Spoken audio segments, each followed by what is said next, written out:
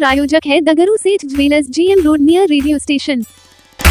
भरत तिवारी के इनकाउंटर के मामले को लेकर दरभंगा राज्य सर्वे कार्यालय से निकाला गया मशाल जुलूस, मौजूद लोगों ने कराया विरोध दर्ज। दरभंगा राज्य सर्वे कार्यालय से राज दरभंगा के केयरटेकर संतोष सिंह के नेतृत्व में मशाल जुलूस निकालकर भरत तिवारी इनकाउंटर का विरोध दर्ज किया गया।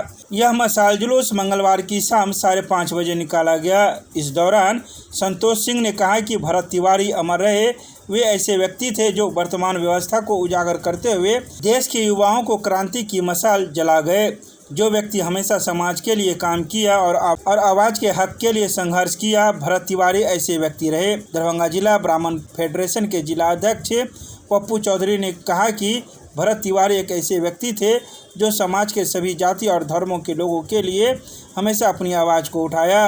उन्होंने कहा कि फर्जी इनकाउंटर के विरोध में सर्वे कार्यालय परिसर से एक विशाल मशाल जुलूस निकाला गया, जिसमें बड़ी संख्या में लोगों ने भाग लिया। इसके अलावा मौजूद कई लोगों ने भी अपने अपने विचार व्यक्त किए। हमने बहुत क्रांतिकारी को देखा, को पढ़ा, हमने भगत सिंह को नहीं देखा, लेकिन भगत सिंह के रूप में अपने आँख के सामने शहीद भरत तिवारी को जरूर देखा। मैंने जब उनका प्रोफाइल खोला तो मैं स्वर्ण आंदोलन चलाता हूँ, लेकिन मैं देखा उनको तो खुद स्वर्ण थे और उनके लिए कौन जाति नहीं खून कहाँ शुरू हुए। वो दलित, महादलित, पासवान समाज, ब्राह्मण समाज, भूमिहार समाज, राजपूत समाज, सभी जाति के महिला, बुजुर्ग, नौजवान सभी उनके लिए रो रहे थे। और हम लोग से भी जो गलती हुई, हम लोग भी चाहते हैं भरत तिवारी की तरफ बनना। और भरत हम उनके वो तो चले गए, मैं वादा करता हूँ भरत तिवारी के पंची में मौत कैसे हुई है? उनका मौत फर्जी एनकाउंटर में हुआ था। वो तो अपने आप को आत्मसमर्पण कर दिए थे। 3 गोली पैर में लगने के बाद 2 गोली पेट में कैसे लगी? एम्बुलेंस में ले जाते वक्त में उनको पेट में गोली मार दिया गया। इस बात की जांच बिहार सरकार और केंद्र सरकार CBI से कराए। जो है वो किसी एक जात की लड़ाई नहीं लड़ रहा था, वो सभी जाति और सभी धर्म के लोगों का लड़ाई लड़ रहा था। जमनिया गांव जो बाढ़ में दह गया था, सरकार ने जो जमीन अधिग्रहण करके उस गाँव वाले को दिया था, कुछ को मिला था, कुछ को नहीं मिला था, उसका लड़ाई लड़ रहा था। अच्छा पानी का लड़ाई लड़ रहा था, बिजली के लिए लड़ रहा था, सड़क के लिए लड़ रहा था। भरत तिवारी अपने निजी कुछ अपने परिवार के लिए लड़ाई नहीं लड़ रहा था। कहने का मतलब ये है कि एक SHO का इतना पावर नहीं है कि वो अपने से गोली चला दे और किसी का हत्या कर दे। इसमें DSP का हाथ है, SP का हाथ है, या किसी सफ़ेद पोस्ट नेता का हाथ है जो उसको बोला निहत्था। जब वो रिवॉल्वर फेंक चुका था तब निहत्थे पे गोली क्यों चलाया गया?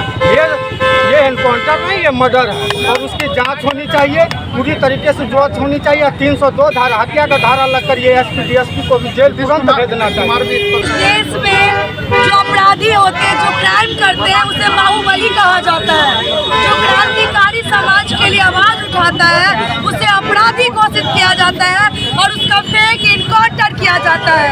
यह बिहार प्रशासन के द्वारा इनकाउंटर नहीं, भरत तिवारी का मर्डर किया है, उसका हत्या किया है। मैं आपको बता दूं कि जितने भी युवा हैं, जो भी समाज के लिए जीते हैं, मरते हैं, वो सब सचेत हो जाए, क्योंकि जो भी लोग सत्ता से सवाल पूछेंगे, सिस्टम के खिलाफ आवाज उठाएंगे, उसे या तो मेंटल घोषित किया जाएगा या तो फिर उसका फेक इनकाउंटर किया जाएगा।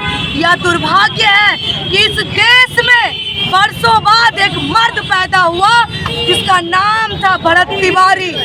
उसने सिस्टम के आगे झुकना नहीं था। फिर भी मैं प्रशासन से पूछना चाहती हूँ, बिहार सरकार से पूछना चाहती हूँ कि आखिर भरत तिवारी का कसूर क्या था? आखिर अगर वो सत्य के लिए आवाज उठाना अगर गुनाह है, सत्ता से सवाल पूछने वाला अगर गुनहगार है, तो वो गुनाह मैं बार बार करने के लिए तैयार हूँ। फिर हमारा भी इनकाउंटर करो। बहुत तुम इनकाउंटर करोगे।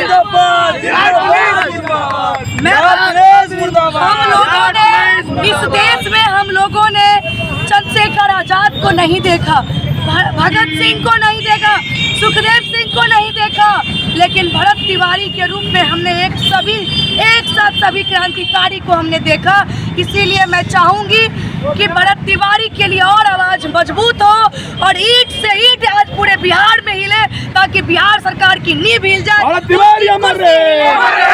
मांग है कि भरत तिवारी को न्याय मिले और बिहार पुलिस जो दूसरा नीति है उसको बंद करे और जो भी कार्रवाई हो स्पष्ट रूप से। मेन बात है कि यहाँ पे आम पब्लिक संतुष्ट नहीं है। जो भी अपराधी हो, बलात्कारी हो या दरभंगा का मामला आप ले लीजिए, शोरूम में जाके उसको डंडा से मार के मृत्यु कर दिया।